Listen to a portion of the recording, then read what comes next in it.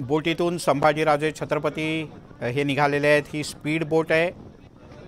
या स्पीड बोटमध्ये फक्त 5 ते 6 कार्यकर्ते, 1-2 पोलीस असे उपस्थित आहेत आणि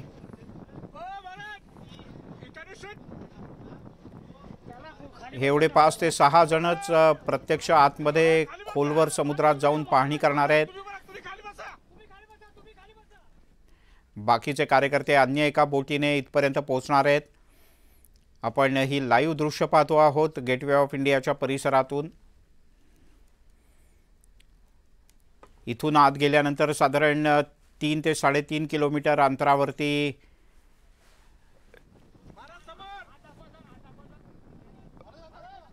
हे शिवस्मारकाचं जलपूजन करण्यात आलं होतं।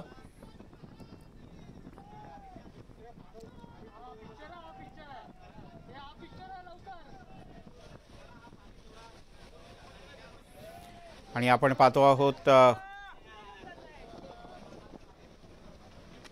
संभाजीराजे छत्रपती हे पाहणी करतायत। त्यांना त्यांच्या कार्यकर्त्यांनी खास दुर्बीण दिले ज्याच्या माध्यमातून समुद्रात अधिक नीट पाहणी होऊ शकेल।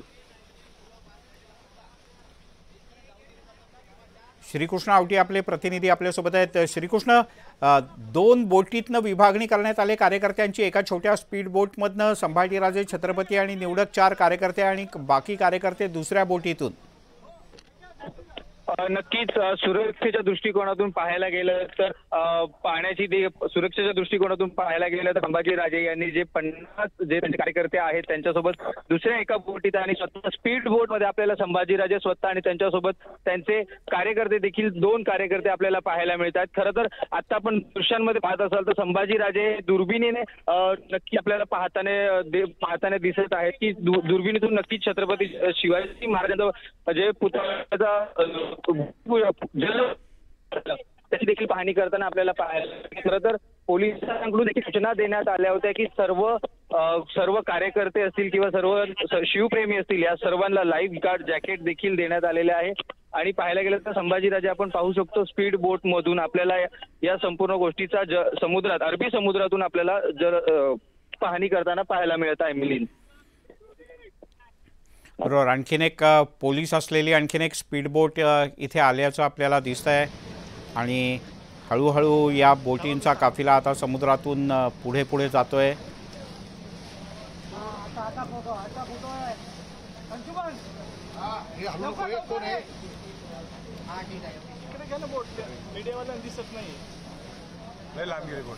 आपण ही लाईव्ह दृश्य पाहतो आहोत गेटवे ऑफ इंडियाच्या परिसरातनं। इथनं आत समुद्रात गेल्यानंतर साधारण 3 ते 3.5 सागरी मैलांवरती एक मोठा खडक आहे आणि त्या खडकाच्या जवळच जलपूजन करण्यात आलं पंतप्रधान नरेंद्र मोदी यांच्या हस्ते। त्यावेळेला 2016 मधली ही घटना आहे।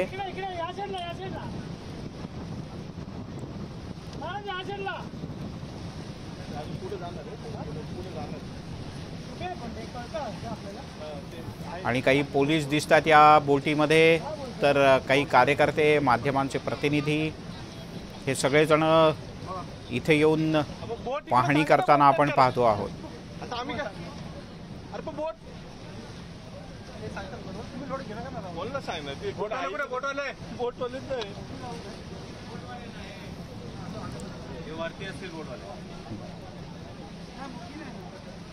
श्रीकृष्ण आवटी आपले प्रतिनिधी आपल्यासोबत जोडले गेले आहेत। श्रीकृष्ण, 3 बोटी आहेत एकूण, 2 स्पीड बोटी आहेत।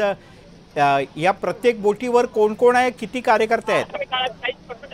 नक्कीच पाहायला गेलं तर एकूण 3 बोटी आणि पाहायला मिळतं तर स्वतः संभाजीराजे ज्या बोटीत आहेत ती 4थी बोट अशी आपल्याला पाहायला मिळते। एकूण 4 बोटी ज्या आहेत आपल्याला पाहायला मिळतात। एकटीमध्ये जे स्वतः छत्रपती संभाजीराजे आपल्याला पाहणी करताना पाहायला मिळतात आणि दुसऱ्या त्यांचे कार्यकर्ते असतील, एकूण 50च कार्यकर्ते हे जे पोलिसांनी आणि सुरक्षेच्या दृष्टिकोनातून फक्त 50 कार्यकर्त्यांना देखील या बोटीत पाहण्यात आणि पाहायला गेलं तर माध्यमकर्मी देखील, आपले संपूर्ण माध्यमकर्मी देखील एका बोटीत आपल्याला पाहायला मिळतात. खरं तर संभाजी राजे हे स्वतः आपल्याला अरबी समुद्रात पाहणी करताना दिसत आहे. स्वतः दुर्बिणीतून ते पाहणी करताना पाहायला मिळतं.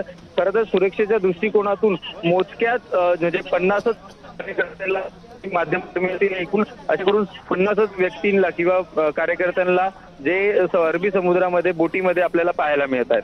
आणि खरं तर 2016 साली जी पंतप्रधान नरेंद्र मोदी यांच्याकडून जी जलपूजन करण्यात आलं त्याचीच पाहणी करताना आपल्याला पाहायला मिळत आहेत. बिलकुल.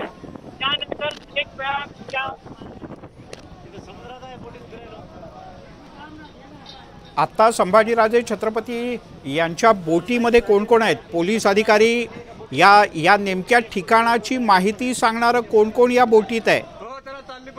अद्याप पाहायला गेलं तर छत्रपती संभाजी महाराज यांच्यासोबत त्यांचे कार्यकर्ते आहे आणि त्यांचे स्वतः स्वीय जे त्यांचे पोलीस अधिकारी आहेत हे आपल्याला पाहायला मिळतं. खरं तर ज्यांना माहिती देण्याकरता अजूनही कोणी ह्या बोटीत आपल्याला पाहायला मिळत नाहीये, परंतु छत्रपती संभाजी महाराज हे स्वतःच आपले पाहणी करताना आपल्याला पाहायला मिळत आहेत. ज्या 2016 साली जी पंतप्रधान नरेंद्र मोदी यांच्या हस्ते जे जलपूजन करण्यात आलं त्या ठिकाणी जाता येत नाही, कारण मोठ्या प्रमाणात तिथे पाणी देखील आता सध्या भरती आणि मोठ्या प्रमाणात पाणी आहे ते खूप डीप असल्या कारणामुळे देखील तिथे पोहोचणं शक्य नाही. त्यामुळे छत्रपती संभाजी महाराज असतील हे आपल्याला दुर्बिणीतून आपल्याला